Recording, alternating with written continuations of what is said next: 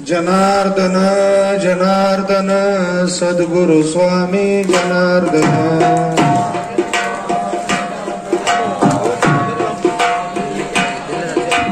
जनार्दन जनार्दन सद्गुरु स्वामी जनार्दन।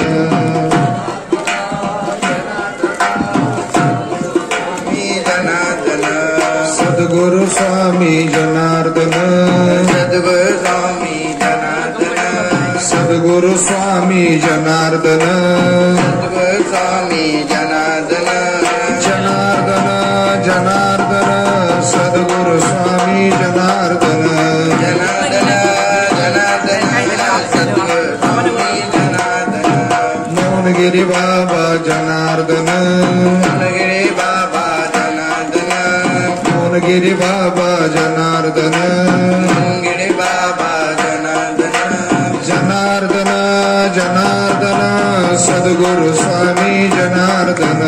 जनार्दन जनार्दन सद्गुरु स्वामी जनार्दन। सद्गुरु जनार्दन स्वामी महाराज की, काशी विश्वेश्वर भगवान की, परम पूज्य रमेश गिरीजी महाराज की, सब संतन की जय। ध्यान मूलम गुरुमूर्ति, पूजा मूलम गुरुपदम, मंत्र मूलम गुरुवाक्यम, मोक्ष मूलम गुरु कृपा। श्री संतांची माथा चरणावरी, साष्टांग हे करी दंडवत।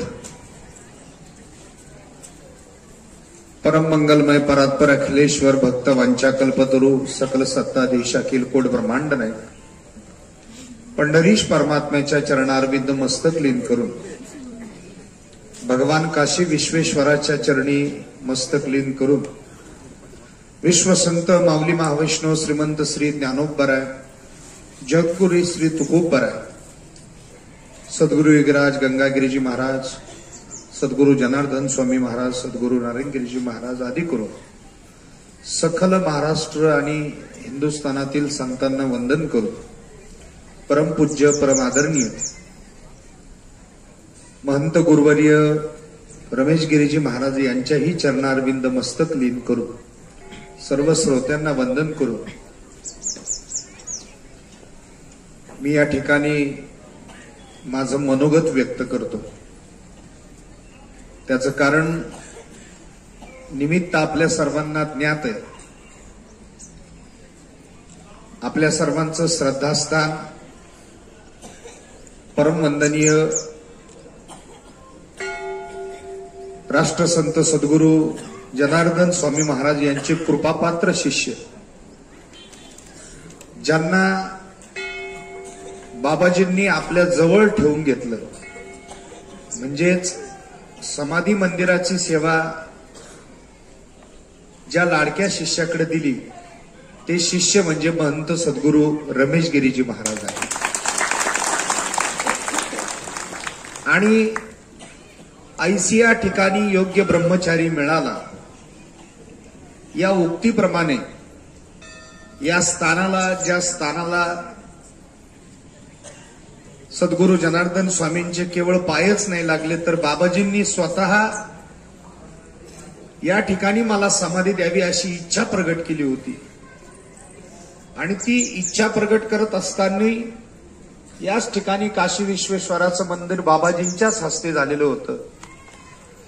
आणि अशा स्थानावर परमपूज्य रमेश गिरीजी महाराजांना बाबाजींनी या ठिकाणी नियुक्त केलं, याचा अर्थ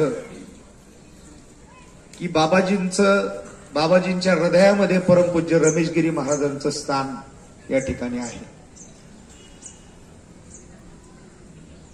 जिथं तप असतं ना तिथे क्रोध असतो बरं का।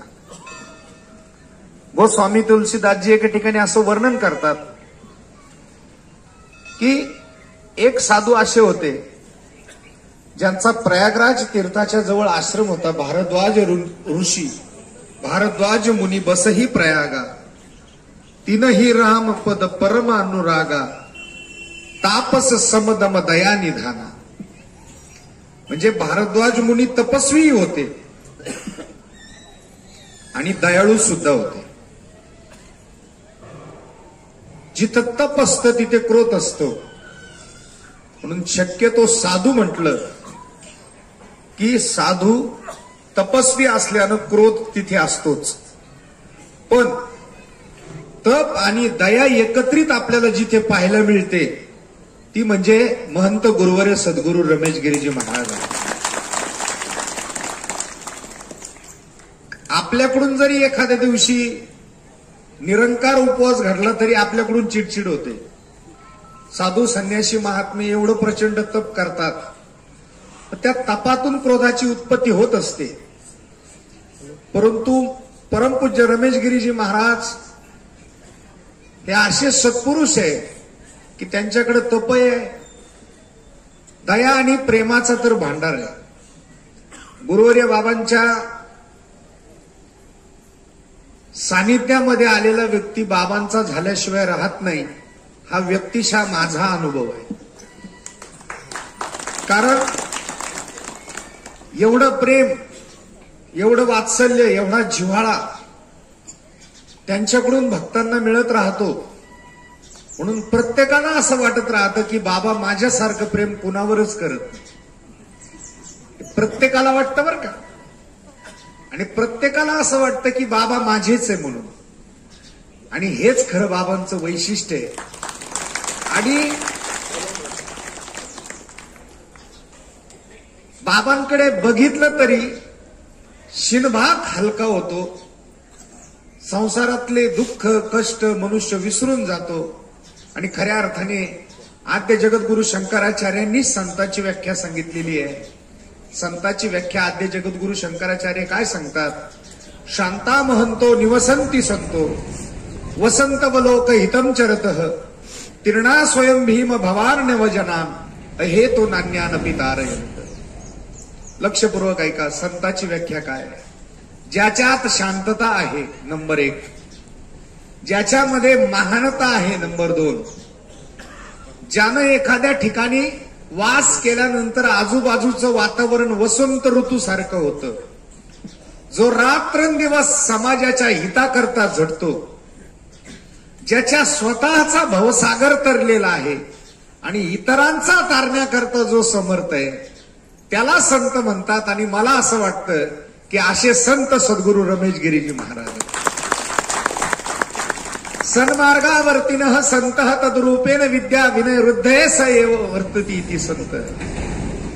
जगाला केवळ आणि केवळ सन्मार्ग देण्याचं काम जे करत असतात ते संत असतात. जे का रंजले गांजले त्यासी म्हणे जो आपुले तोची साधू ओळखावा देव तेथेची जाणावा. याचं प्रत्यक्ष उदाहरण जर आपल्याला कोणात पाहायला मिळत असेल तर ते परमपूज्य रमेश गिरी महाराजांकडे पाहायला मिळतं. याचं कारण आहे, श्रीमंतातला श्रीमंत भक्त आला तरी बाबांचा व्यवहार त्याच्याशी तसाच आहे. आणि गरीबातला गरीब माणूस आला तरी त्याच्याशी बाबांचा व्यवहार तसाच आहे. साधूची दृष्टी सम आहे आणि समदृष्टीनं साधू राहतात. आणि मी असं म्हणेल, आपल्याला जर देव भेटावा असं वाटत असेल तर आपल्याला सद्गुरू संत रमेशगिरी महाराजांसारख्या संतांची कृपा असल्याशिवाय आपल्याला भगवंत कधीच भेटू शकत नाही. आणि एक सांगतो तुम्हाला बरं का, पाणी पिताना सुद्धा माणूस त्याच्यात कचरा आहे की नाही बघून घेतो, तसं मनुष्याने गुरु करताना सुद्धा विचारपूर्वक करावा. पाणी पिना छान के वैसे गुरु करना पहचान के. फक्कड महात्म्याचा फक्कड शिष्य जर आपला गुरु असेल तर मला सांगा आपला उद्धार का होणार नाही, आपल्या जीवनातले संकट का जाणार नाही. आणि म्हणून अशा सत्पुरुषाची सेवा मिळणं किंवा सानिध्य मिळणं यालाही भाग्य लागतं. शास्त्राने 3 गोष्टी दुर्लभ सांगितलेल्या आहेत. माझे 2च मिनिटं राहिले. शास्त्राने 3 गोष्टी दुर्लभ सांगितलेल्या आहेत. दुर्लभम त्रयमेव एतत् देवानुग्रह हेतुकम मनुष्यत्व मुमुक्षत्व महापुरुष संश्रय. ऐका, पहिली गोष्ट काय दुर्लभ आहे? मनुष्य शरीर मिळणं दुर्लभ आहे. ते आपल्याला मिळालं नंबर 1. नंबर 2, भगवत प्राप्तीची इच्छा मनामध्ये निर्माण होणं त्याहूनही दुर्लभ आहे. तीही आपल्या मनामध्ये झाली नंबर 3. आणि ती इच्छा पूर्ण निर्माण झाल्यानंतर खरा संत भेटणं, साधू भेटणं हे त्याहूनही दुर्लभ आहे आणि तेही इच्छा आपली परमेश्वराने पूर्ण केली. नंबर 3 म्हणजे खरा सत्पुरुष रमेश गिरीजी महाराजांसारखा आपल्याला प्राप्त झाला.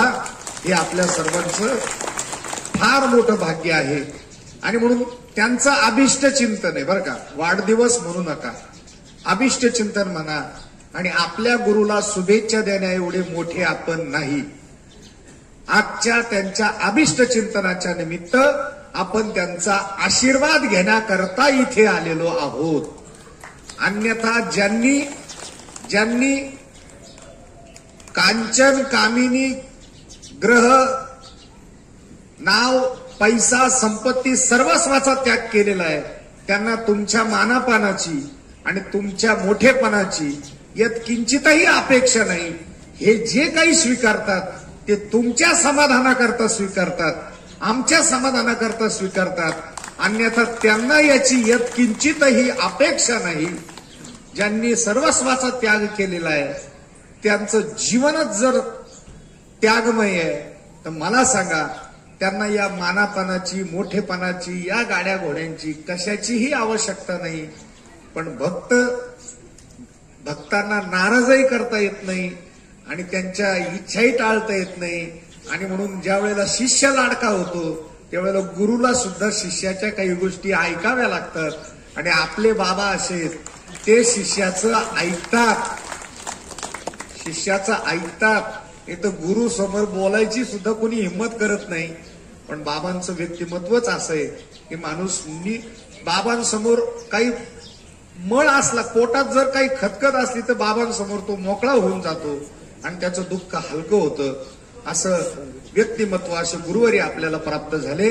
मी त्यांच्या अभिष्ट चिंतनाच्या निमित्तानं या ठिकाणी सद्गुरू नारायणगिरीजी गुरुकुल बाबळेश्वर त्या गुरुकुलाचे अध्यक्ष भगवान महाराज डमाळे, आमच्याकडे शिकणारे जवळजवळ 275 विद्यार्थी आणि सर्व वारकरी संप्रदायाच्या वतीनं बाबांच्या चरणावर कोटी कोटी वंदन करतो आणि एकच बाबाजींच्या चरणी प्रार्थना करतो की आम्हाला रमेशगिरी महाराजांचं सानिध्य चिरंतन प्राप्त हो, त्यांचे आशीर्वाद आम्हाला सदैव प्राप्त हो, त्यांची संगती सदैव आम्हाला प्राप्त हो आणि त्यांच्या गालावरचं हसू आम्हाला नेहमी दिसो आणि ते बघितल्यानंतर आमचं दुःख हरण हो.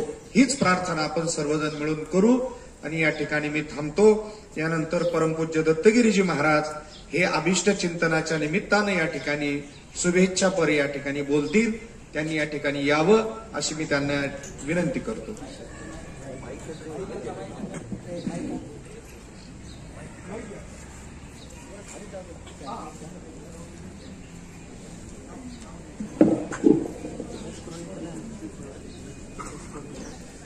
अनंत कोटी ब्रह्मांड नायक चक्रचालक महाराजाधिराज प्रातस्मरणीय ब्रह्मनिष्ठ मुनी परमहंस परिव्राजकाचार्य निष्काम कर्मयोगी भगवान संत श्रेष्ठ सद्गुरु जनार्दन स्वामी मोहनगिरी महाराजांचे चरणी प्रणिपात. आदरणीय वंदनीय संत महंत व्यासपीठ, आदरणीय वंदनीय रमेश गिरीजी महाराज, नाशिक चे विश्वस्त,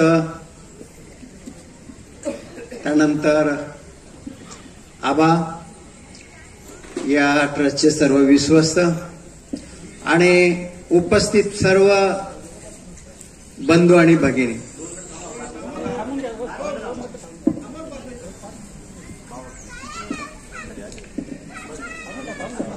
कर्मण्येवाधिकारस्ते मा फलेषु कदाचन.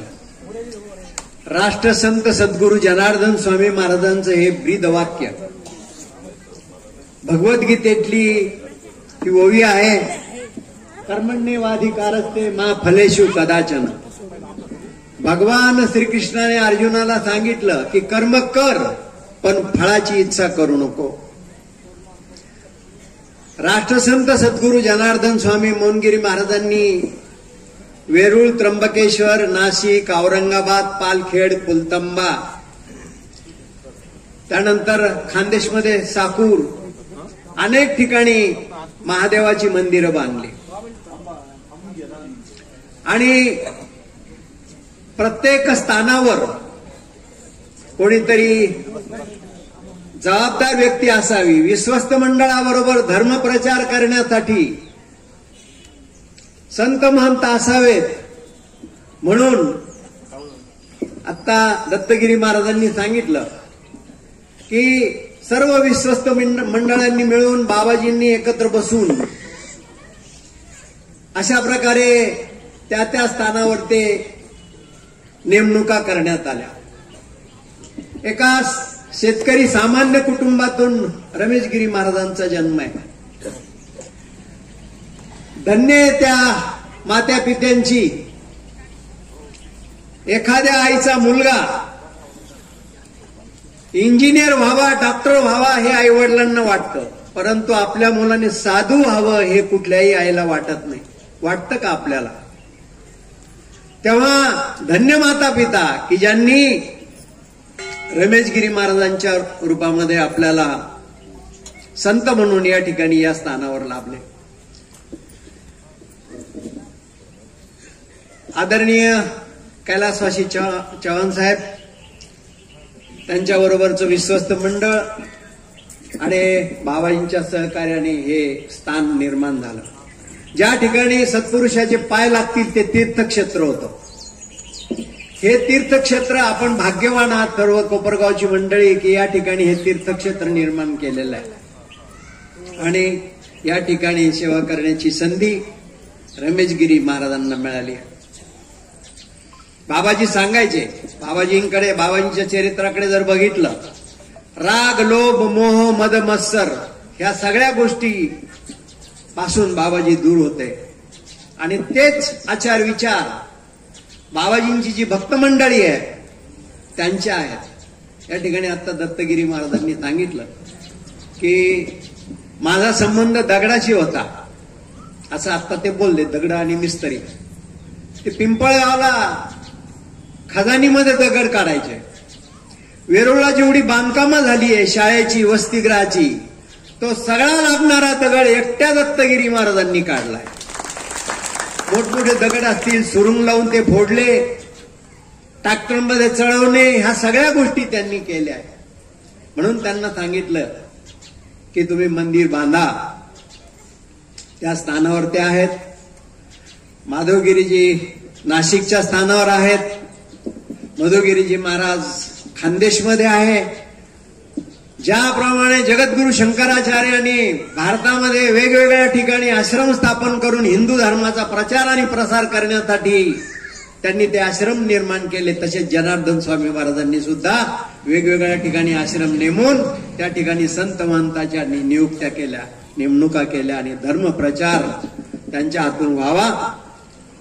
आणि म्हणून बाबांना धर्म प्रचारासाठी संस्थेने मागच्या वेळेला निर्णय घेतला मीटिंगमध्ये आणि एक धर्मरथ संस्थेच्या वतीनं बाबाजींना आपण आज देणार आहोत.